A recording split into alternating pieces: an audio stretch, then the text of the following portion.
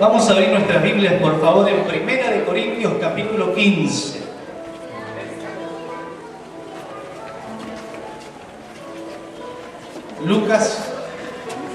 Primera de Corintios, capítulo 15.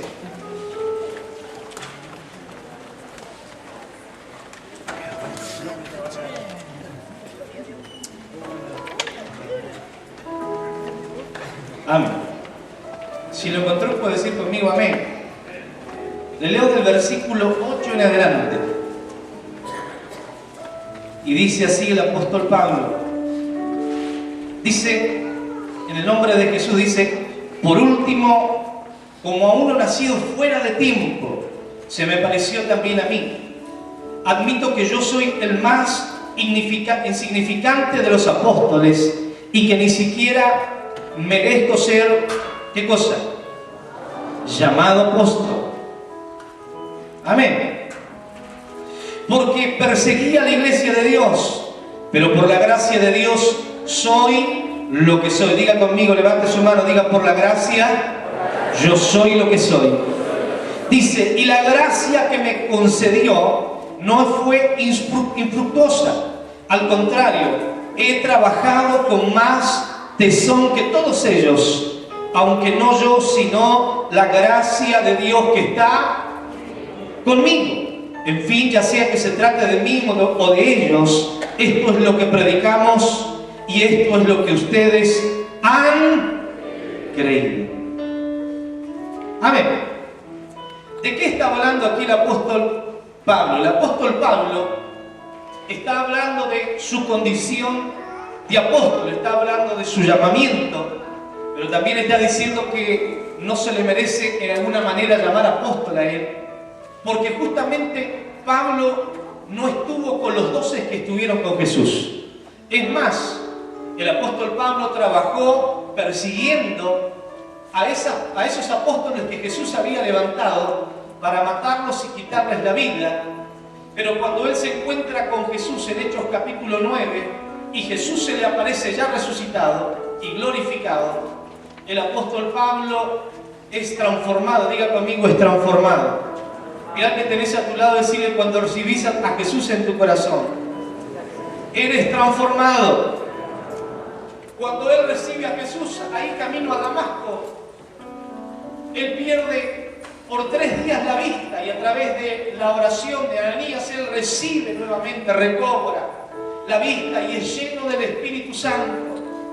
Entonces él comienza a predicar y a hacer una obra tremenda, a llevar el Evangelio por todos lados. Entraba a las ciudades a predicar y a veces salía como muerto. Y Pablo dice dice: yo he trabajado más que todos los otros. ¿Cuántos conocen la historia del apóstol Pablo? Fue el que llevó el Evangelio más allá de los límites que otros lo pudieron llevar. Los demás hicieron su tarea, pero él tuvo un mayor alcance. Diga conmigo: tuvo mayor alcance. Y justamente aquí el apóstol está hablando de que tiene muy en claro su identidad. El apóstol Pablo está hablando de que tiene bien en claro quién es él. Y dice: yo soy esto, pero lo soy por la gracia. Diga conmigo: por la gracia. La gracia de Dios cuando viene a nuestra vida. Escuchen, muchos de nosotros podemos estar aquí hoy. Y nosotros a través de la gracia hemos recibido a Jesús. A través de recibir a Jesús, muchos de nosotros hemos recibido milagros. Nuestras circunstancias fueron cambiadas, mutadas. Nuestras economías fueron mejoradas. Nuestras situaciones infructuosas en nuestra vida comenzaron a dar frutos a causa de la gracia o el regalo de Dios que cada uno de nosotros recibimos, ¿sí o no? Pero más arriba, en los versículos más arriba, Pablo les dice algo. Y les dice: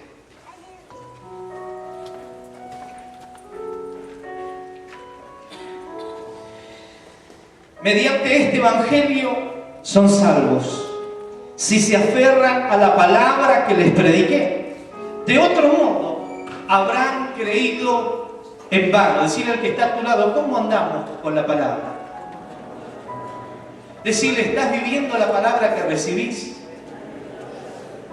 Pablo tenía en claro su identidad. Él dice: he predicado más que ellos, yo soy apóstol. No merezco ser llamado apóstol, porque los perseguí, porque fui tras ellos, porque maté a muchos cristianos. Pero dice, yo soy apóstol. Y lo que soy, lo soy por la gracia de Dios. Levante su mano conmigo bien arriba al cielo y diga, por favor, yo soy hijo de Dios. Diga conmigo, esa es mi identidad. Ponga la mano en el hombro del que está a su lado. Sí, bajar la otra mano.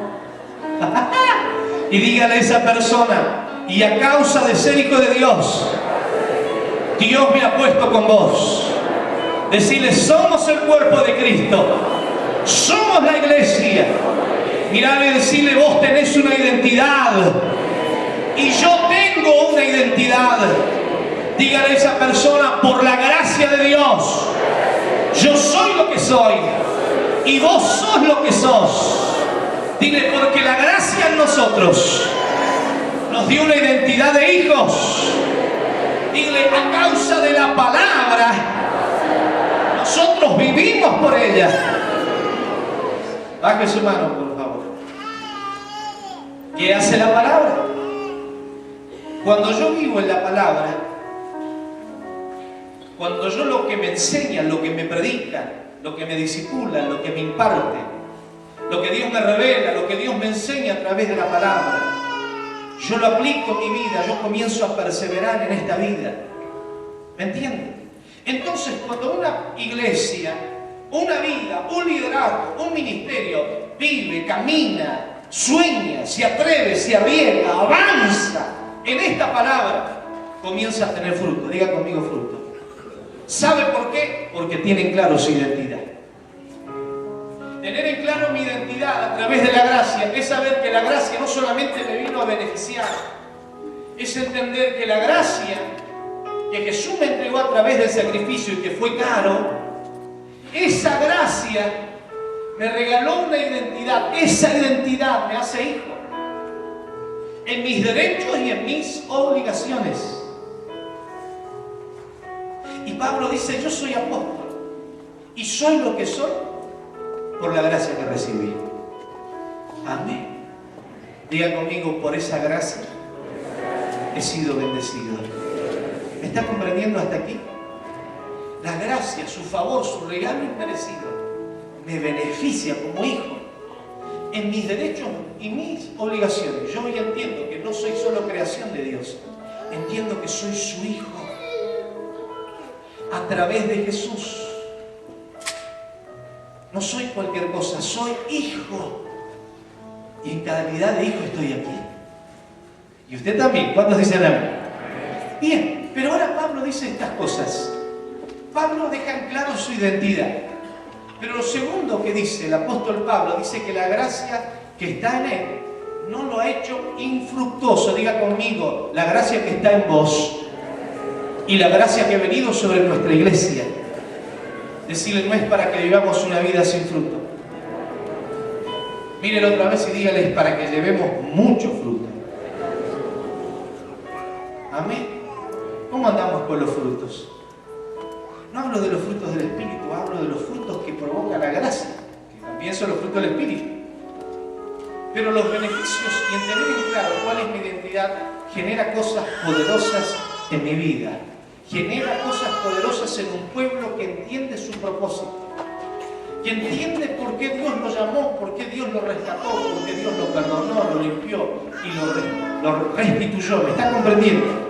Entonces Pablo está diciendo que la gracia nos hace ¿qué cosa? ¿Leyó el pasaje conmigo, no? ¿No? Dice que la gracia no lo hizo infructuoso, pero dice que la gracia lo hizo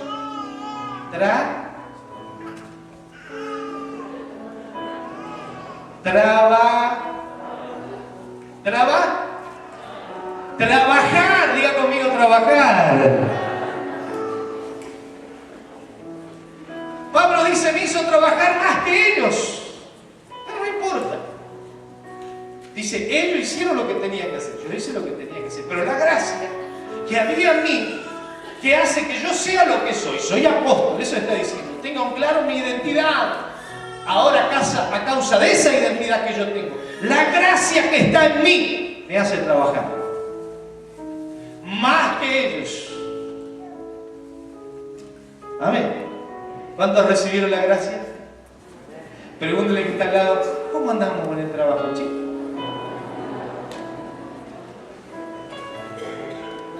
¿Cómo anda el trabajo?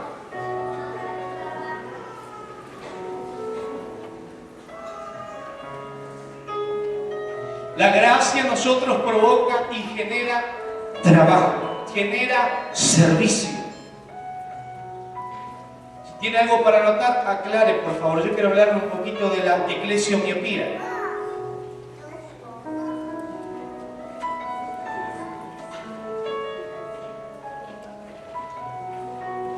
Eclesiomiopía. La eclesiomiopía es la iglesia que ve poco.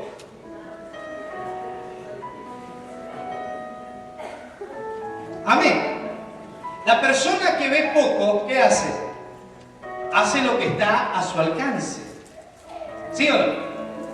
No se atreve a traspasar más allá de lo que sus ojos ven.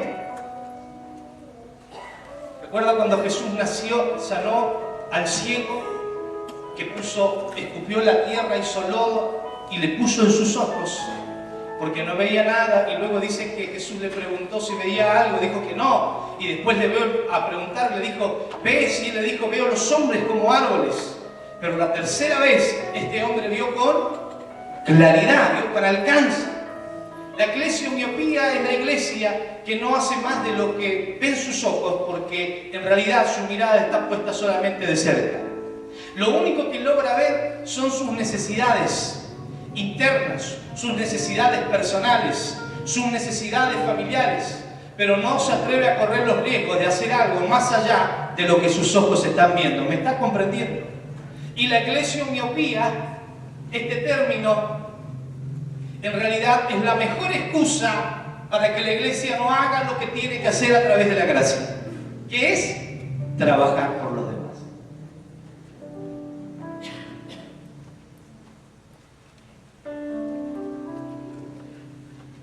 Jesús caminando con sus discípulos, viene alguien y le dice, Señor, déjame seguirte. Jesús le dice, bueno, vamos, pero deja que primero entierre a mi padre que ha muerto. Jesús le dice, no, deja que sus muertos entierren sus muertos y tú ven. Pero este muchacho no fue. Diga conmigo, veía poco. Esperar que está a tu lado, decirle por favor, primero miró sus necesidades. No miró las necesidades del reino. Escuche, Dios tiene una urgencia. Una urgencia. ¿Qué urgencia? De atender las necesidades de la gente. De atender las necesidades del mundo. No solamente de atender mis necesidades. Yo creo que yo como hijo, cuando tengo una necesidad y hablo con Dios, los cielos se detienen y Dios me escucha y Dios responde y cubre mis necesidades como yo escucharía a mi hijo y trataría de cubrir las suyas. Pero el propósito, el plan de Dios, la gracia de Dios es la que impulsa a la iglesia a trabajar más allá de lo que sus ojos ven. ¿Amén? A veces no vemos la necesidad de los demás porque nuestra mirada es tan corta que solo miramos las necesidades nuestras. Pero siempre hay alguien que necesita más que vos. Sobre todo porque no tiene la fe que vos tenés y todavía no conoce al Dios que vos tenés. Decirle al que está a tu lado, por favor, deja de mirarte un poquito a vos y mirá a los demás. La gracia es lo que nos hace trabajar. Yo viví una etapa, yo recibí a Jesús, Dios me perdonó y cuento mi testimonio con libertad porque me da placer contar el poder de Dios sobre mi vida y de dónde Dios me rescató. Pero esa etapa pasó.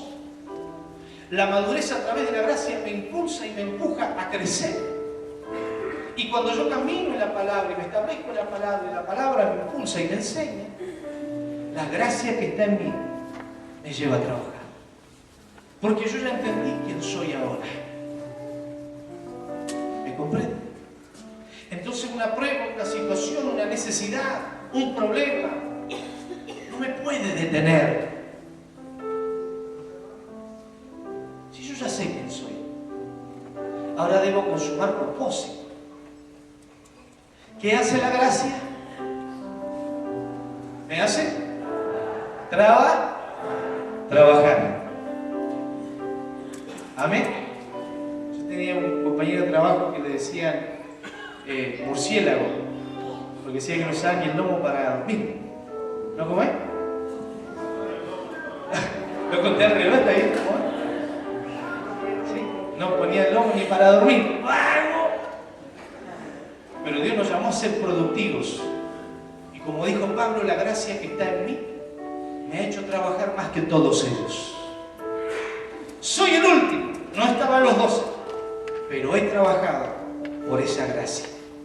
Amén. ¿Se acuerda la ilustración de cuando estábamos con Leo aquí? Vení, Pablo, si no fue Leo, va a estar contando que yo lo empujé. ¿Se acuerda? Que yo le decía que cuando usted recibe al Señor, la gracia de Dios, así para ti. La gracia de Dios viene atrás suyo así. Viene empujándolo. La gracia viene y lo impulsa, lo empuja a hacer la labor. Amén. Entonces, la persona que vive y persevera en la palabra, siempre va a servir. Porque la gracia lo impulsa. Diga conmigo, lo impulsa. Amén. Entonces, la eclesiomiopía es la ceguera de la iglesia. El estar siempre viendo nuestras necesidades lleva a que la iglesia se seque, lleva a que la iglesia se detenga y lleva a que un pueblo muera a causa de su quietud.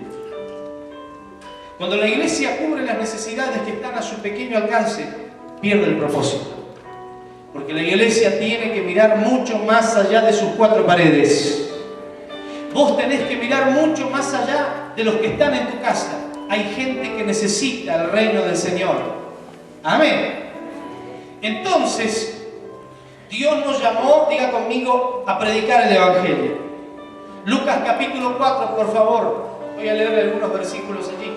Lucas capítulo 4, versículo 42. Aquí Jesús nos deja una enseñanza tremenda. Vamos a leer del versículo 38 en adelante. Dice: cuando Jesús salió de la sinagoga, se fue a casa de Simón, cuya suegra estaba enferma, con una fiebre muy alta.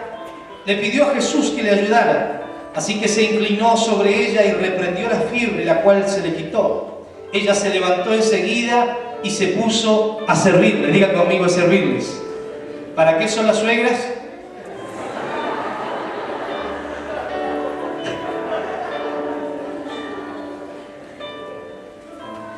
Yo siempre hablo de las suegras, pero mi suegra ha sido como una madre para mí. Al ponerse el sol, la gente le llevó a Jesús. Todos los que padecían de diversas enfermedades, Él puso las manos sobre cada uno de ellos y los sanó. Además de muchas personas salían demonios que gritaban: tú eres el Hijo de Dios. Pero Él los reprendía y no los dejaba hablar porque sabían que Él era el Cristo. Cuando amaneció, Jesús salió y se fue a un lugar solitario. La gente estaba buscándolo y cuando llegaron donde Él estaba, procuraban detenerlo para que no se fuera. Pero Él les dijo: es preciso que anuncie también a los demás pueblos las buenas nuevas del reino de Dios, porque para esto fui enviado. Levante su mano, diga conmigo: para esto yo fui llamado. Amén. Y en el capítulo 8 dice: después de esto, Jesús estuvo recorriendo los pueblos y las aldeas, proclamando las buenas nuevas del reino de Dios.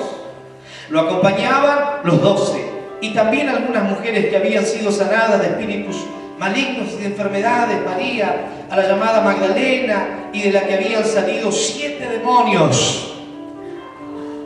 ¿Qué pasó con esta gente? Recibió el favor, pero entendió el propósito. Recibió la gracia, pero entendió el propósito. ¿Cuál era la motivación de Jesús? Hacerles entender que las necesidades estaban mucho más afuera de la casa de la suegra de Pedro y de la aldea. Las necesidades están afuera de la aldea. Amén. Decirle al que está a tu lado, las grandes necesidades están más allá de lo que nuestros ojos ven. ¿Me está comprendiendo?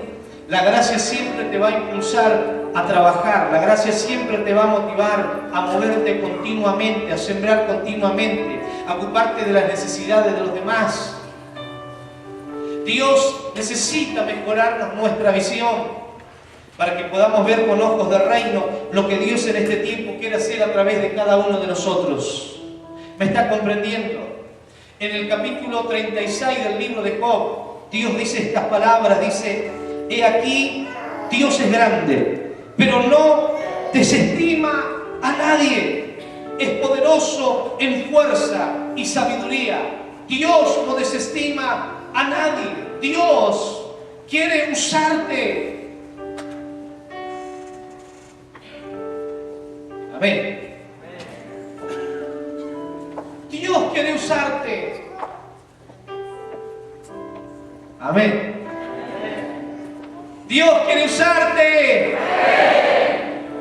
A mí, pastor. Sí, a vos. Pero es que yo en realidad, pastor, no sé nada. Cuando empecé tampoco sabía nada. Yo me acuerdo que había tanto fuego de Dios en mí, tanto poder de Dios que había venido, que hablaba la gente y oraba y se sanaba, y Dios hacía milagros y hacía cosas preciosas, y la gente llegaba a la iglesia. Y nunca faltan los religiosos teólogos que decían: esto que vos tenés no es de Dios. Y yo le decía: esta unción que hay en mi vida es de Dios. Y me decía, me abría la Biblia y me decía: decímelo por la palabra. Y yo le decía: ¿quién le voy a decir por la palabra si yo no la conozco? Lo único que yo sé es que cuando Dios me bautizó con su poder, empezó a hacer cosas tremendas, pero yo la palabra no la conozco. ¿Qué quieren que le explique? Y todo decía: no es de Dios, hay que orar por él, hay que reprender el demonio. Pero yo, con la sabiduría del Señor,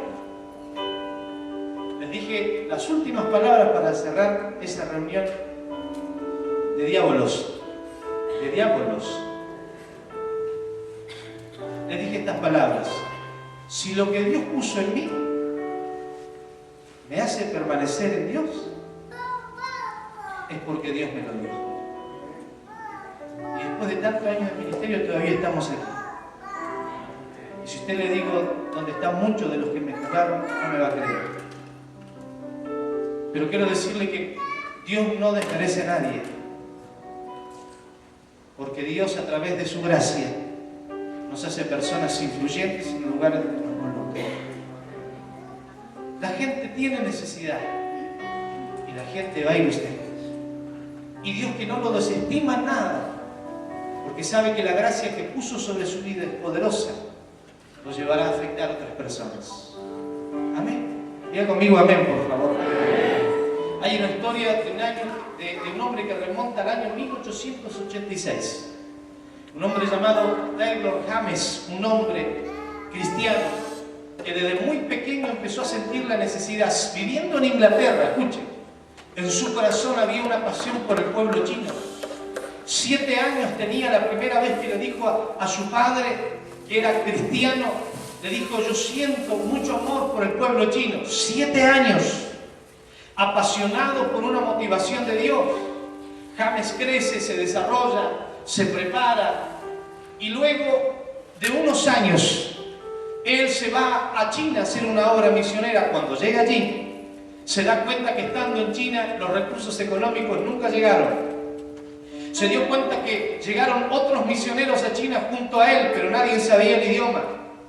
Y él, que tenía una pasión por ayudar, una pasión por sembrar el reino, entendió que salió de su tierra, dejando de mirar las necesidades del pueblo que podían ser atendidas por otras, para ocuparse de un pueblo que estaba perdido en el paganismo oriental. Entonces, James, muy embroncado por esta situación, vuelve a Inglaterra. después de volver a Inglaterra, conoce a su esposa, tiene 2 hijos y allí traduce por primera vez el Nuevo Testamento en la lengua que usaban los chinos. Entonces él vuelve a China, se cambia sus vestimentas y comienza a vestirse como ellos y rapó su cabeza y comenzó a expandir el reino. Poco tiempo después, a causa del cólera, muere la esposa y las 2 hijas de James Taylor. Y este hombre comienza a predicar el Evangelio. Y él, con esfuerzo, logró llevar 860 misioneros a China para expandir el reino de Dios allí. Luego de unos años, Taylor dijo estas palabras: prefiero estar muerto antes que ver que el reino de Dios no se predique en China. Estaba comprometido con la gracia que había recibido. Luego de 30 años, más de 600 millones de personas predicaban el Evangelio de Jesucristo en China. Más de 600 millones de personas. Él muere en el año 1905. Pero este niño de 7 años, que podía haber sido callado por los miembros de la iglesia, o podría haber vivido incredulidad de parte del corazón de sus padres, él siguió creyendo en el Dios que lo perdonó, que lo redimió y lo salvó, y llevó el Evangelio a dimensiones que en otro tiempo no lo hubiesen podido hacer. Cuando la gracia de Dios está en nuestras vidas, nos va a llevar a sueños grandes. Cuando la gracia de Dios está en nuestras vidas, nos lleva a entender de que no podemos pasar al lado de un necesitado sin darle lo que tenemos que darle. El otro día estábamos en casa y fue una vendedora y comenzó a contarle a mi esposa una vivencia de una enfermedad que tenía. Yo justo a ella un día me la había encontrado sacándonos sangre, porque yo tenía que sacarme la muestra de sangre para el carnet de conducir, y ella tenía imposibilitado su brazo. Y cuando ella estaba hablando con mi esposa, yo estaba leyendo la Biblia en la mesa de casa y yo me paro y le digo: quiero hacerte una pregunta. ¿Te molestaría que yo pudiese orar por tu vida para que Dios te sane de esta enfermedad? Y ella me miró asustada y me dijo: no. No sé si me lo dijo porque se asustó o porque quería recibir oración. Pero la agarré, las tomamos de las manos y empezamos a orar por ella. Cayó en la presencia del Señor. Y ella se largó a llorar y me abrazó y lloraba y lloraba y lloraba. Y luego abrazó a mi esposa. Y yo estoy más que seguro que el Señor la sanó y nunca más va a estar afectada de esa enfermedad. La gracia nunca te va a dejar quieto en tu silla. La gracia que está en vos no te lleva a que esperes lo que te digan que tenés que hacer. La gracia te impulsa y te lleva a que digas: yo quiero trabajar. Amén. Mira que tenés a tu lado, decirle: ¿cómo andamos con la gracia?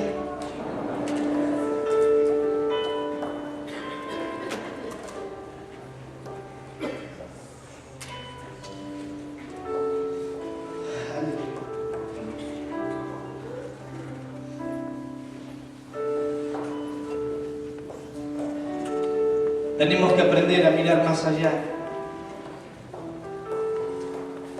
Quiero contarles que los pastores, ¿recuerdan? Bueno, los que los conocen, por ahí lo han visto en los congresos, el pastor Matías Papa con Soledad Papa, ¿sí? Ellos están avanzando con una obra en Mar del Plata. Ellos, sin ningún recurso, dejaron la iglesia que estaba en Durango, México, y se vinieron a Mar del Plata, y les ha costado mucho levantar la iglesia. A través de mucho trabajo han logrado restaurar algunos matrimonios con los que quieren comenzar la obra. Y como nosotros vivimos esa experiencia de la falta de recursos y lo que cuesta plantar en el reino, yo quiero decirle que cuando nosotros arrancamos habían deudas impagables, pero Dios tocó el corazón de un hombre en España que yo jamás vi en mi vida, y él de su bolsillo en aquel entonces ofrendó 50.000 pesos para la iglesia de Centenario, donde nosotros dejamos todas las cuentas al día y pagamos algunos atrasos de cosas que habían para que la iglesia pudiese ser restaurada financieramente y crecer. Y hoy que nosotros tenemos la bendición, nosotros vamos a bendecir y vamos a trabajar en la obra de plantamiento de la iglesia en Mar del Plata. Y no lo vamos a hacer una vez, vamos a sostenerlas con obras, con ofrendas permanentes para que esa iglesia se funde. ¿Sabe por qué? Porque no estoy dispuesto a detenerme en las necesidades de mi iglesia. El reino tiene que crecer y tiene que avanzar. Amén, hermanos. Porque cuando nos detenemos a mirar más lo nuestro que los demás, lo único que logramos es empobrecernos. Pero cuando entendemos que el reino tiene que crecer a través de la gracia que opera en nosotros, Dios trae los recursos. Amén. Póngase de pie, por favor, en esta noche. Y yo quiero dejarle este pasaje del libro de Isaías, capítulo 40, versículo 9, que dice: Sión, diga conmigo, esta palabra es para mí, portadora de buenas noticias. Súbete a una alta montaña, Jerusalén, portadora de buenas noticias. Alza con fuerza tu voz. Diga conmigo: alzo mi voz con fuerza. Álzala, dice, no temas. Di a las ciudades de Judá: aquí está tu Dios. Dame la mano de que está a su lado, vamos a orar.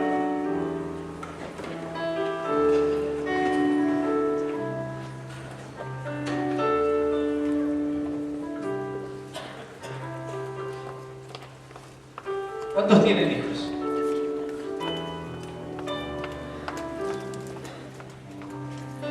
Yo tengo 4. Yo siempre digo, le voy a contar 2 cosas rápidas. Si quieres soltar la mano de los solteros, sean obedientes los solteros. Bien. Una vez a mi hijo le dije estas palabras: si vos pasás de grado, yo te voy a comprar una bicicleta. Y él dijo: gloria a Dios. Entonces, llegó fin de año y la bicicleta no aparecía, hermano.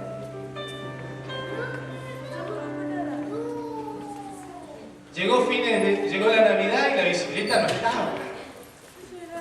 Llegó enero, pero ¿a poco llegó la bicicleta? Entonces un día yo iba en el auto con él porque iba a predicar un lugar. Y él sentado me dice: papá, ¿cuándo me vas a comprar la bicicleta? Entonces yo me puse espiritual. Para zafar, ¿no? No, para zafar no, yo tenía algo. Entonces me dice: yo quiero saber cuándo me va a regalar mi bicicleta. Fue una conversación tan seria que yo le dije estas palabras. Le dije: hijo, yo quiero que vos sepas una cosa. Vos tenés una promesa. Yo te lo prometí. Y yo te lo voy a comprar. Bueno, pero ¿cuándo? Y yo volví a decirle: vos tenés la promesa que tu papá te dio. Así que quédate tranquilo. Pasaron como 4 meses más, hermano.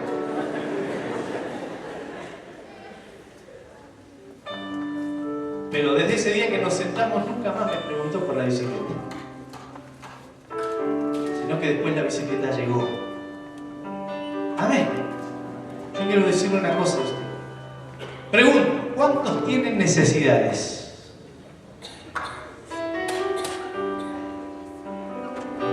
Vamos, no levante con miedo. Si tiene muchas, levántela bien a él, que pide una mano prestada, no sé. Haceme la parte de esta, no sé, haga lo que sea. Yo quiero decirle algo. La necesidad es algo que a través de la gracia Dios suple. ¿Qué quiere decir esto? Jesús dijo: Jesús dijo, si vuestros hijos piden pan, ¿ustedes le van a dar piedras? Si vuestros hijos piden peces, ¿os darán serpiente? Dice: si vosotros como hombres malos, sabéis dar buenas dádivas, ¿qué más vuestro Padre que está en el cielo os dará su espíritu? Ahora escuchen, por favor. Mi hijo tenía una promesa, pero no tenía la bicicleta. Y usted dirá: ¿cómo funciona esto, pastor? Si usted tiene una necesidad, pero usted tiene la promesa, sepa esperar. Amén. Como me enseñó un pastor un día, que hizo esta pregunta, dijo: Si hay una persona orando por $1.000.000 aquí, si hay un hombre orando por 100 pesos aquí, ¿Dios a cuál escuchará primero?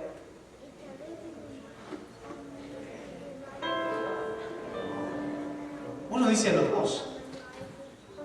Este pastor decía, pero Dios atiende la oración del que pidió $1.000.000, porque entendió que Dios a través de sus promesas no es escaso y se lo dará. ¿Saben cuál es el problema de nosotros? Que a veces no creemos, decimos yo creo en Dios, sí, pero a veces repetidamente pedimos las mismas cosas. Y yo entendí algo en el reino, yo tengo promesas, yo soy hijo, y mi padre me dijo, te voy a dar una bicicleta, y yo le creo. Porque cuando yo le dije esto a mi hijo, me di cuenta que estaba soltando una revelación. Que si Dios me dijo todas las cosas, son todas las cosas. Que si yo tengo una promesa de Dios, no importa el tiempo que pase, Dios la va a cumplir. Entonces yo aprendo a descansar en Dios. Y sé que Dios mira la necesidad, pero Dios sabe cuándo viene la promesa. Porque no depende de mí, ahora depende de Él. Él lo prometió, Él lo garantiza, Él lo cumple. ¿Sabe por qué le digo esto? Desenfóquese de sus necesidades. Porque ahora vamos a orar. Pero por un momento, ahora, en el nombre de Jesús, suelte las cargas y los problemas que trajo. Ya, cierre los ojos, vamos. Suéltelas. Despójese de ellas. Si usted cree en el poder de las promesas de Dios, suéltelas, libérese, olvídese, porque el que un día lo llamó tiene el poder para liberarlo y tiene el poder para suplir las necesidades. ¿Ya está? Míreme por favor. ¿Dios le mejoró la vista ya? Porque quiero decirle que en su vínculo familiar, en sus vínculos sociales, en sus vínculos laborales y en la ciudad en que vivimos, hay gente que tiene muchas más necesidades que vos. Y estás perdiendo el tiempo deteniendo en las necesidades tuyas. Y estás siendo infructuoso. ¿Cómo infructuoso, pastor? Sí, porque te olvidaste que las promesas de Dios son reales. Y que si ya oraste, o sea, si el hijo pide pan, ¿le vas a dar una piedra? El Padre no es así. Si vos pediste una vez, Dios ya está al tanto. Y es más, la confesión de nuestros labios es poderosa. Dios ya conocía la necesidad. Amén. Cuando yo veo a mi hijo con el dedo afuera, porque lo rompió jugando al fútbol, no necesito, o sea, yo sé que él tiene la necesidad, pero necesito zapatillas. ¿Me está comprendiendo? Y yo como padre me desvelo para darle el calzado que él necesita. Amén. Él manifiesta la necesidad y yo como proveedor proveo la necesidad. Dios es proveedor de todas las cosas. Dios conoce la necesidad, Dios la suple. ¿Hay necesidades en la iglesia? Claro que las hay. ¿Dios las conoce? Claro que Dios las conoce. ¿Dios tiene poder para suplirlas? Claro que tiene poder para suplirlas. ¿Cuándo, pastor? Cuando Él lo determine. Hasta ahí llego yo. El proveedor es Él. Dios me dio poder en la oración para abrir cielo, cerrar cielo. Dios me dio autoridad para atar y desatar. Pero el dueño de la provisión es Él. ¿Estamos mejorando la visión? Mira que tenés al lado, decirle, deja de mirar la necesidad y comenzá a mirarla de nosotros. Para los que están aquí por primera vez y necesitan un milagro de Dios, quiero decirle que hay milagros para ellos. Que Dios no se detiene ante la necesidad, el reino avanza. Y para los que han recibido la gracia y entienden lo que les estoy hablando, es tiempo de ensancharnos. Es tiempo de crecer. Es tiempo de ampliar la visión. La visión de iglesia. Amén. Levante su mano conmigo, por favor, al cielo en esta noche. Cierre sus ojos y diga conmigo: Padre bueno, yo quiero darte gracias por todo lo que has hecho en mi vida. Quiero agradecerte, Señor, por el milagro poderoso de la salvación.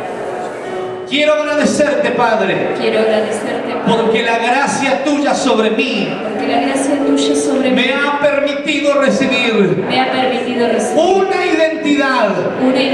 Levante su mano y grite bien fuerte y diga: yo soy hijo de Dios. Tengo una identidad. Y tengo un propósito.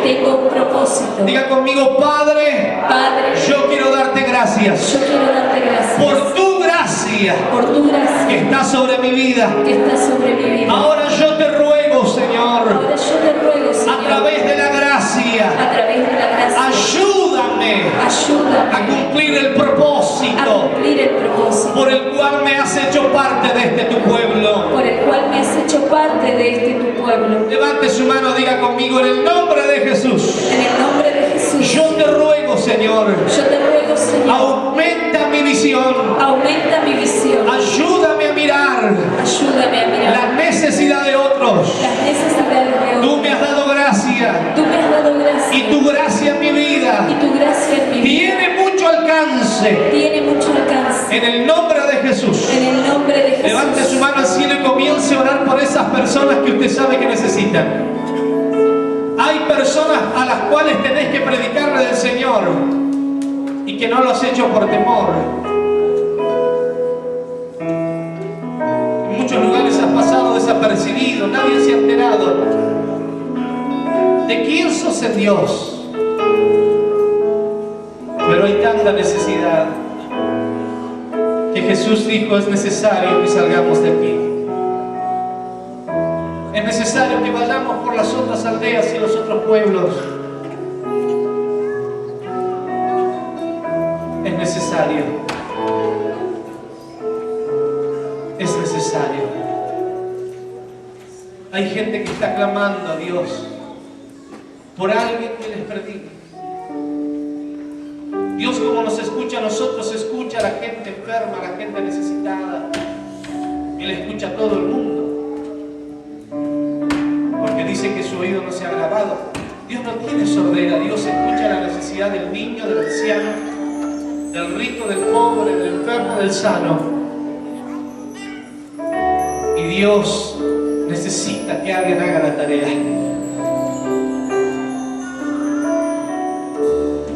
Diga conmigo al Señor: quiero escuchar tu dulce voz, rompiendo el silencio en mi ser.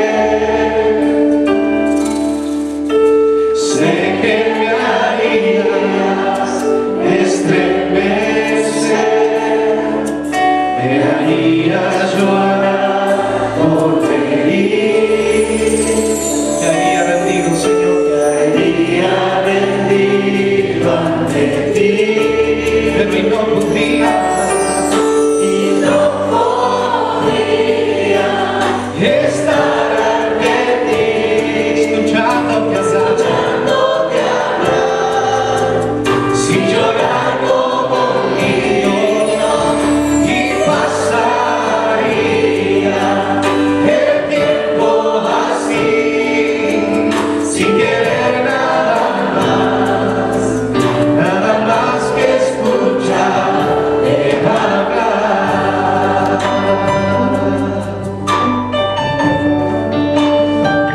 Señor, quiero escuchar tu dulce voz.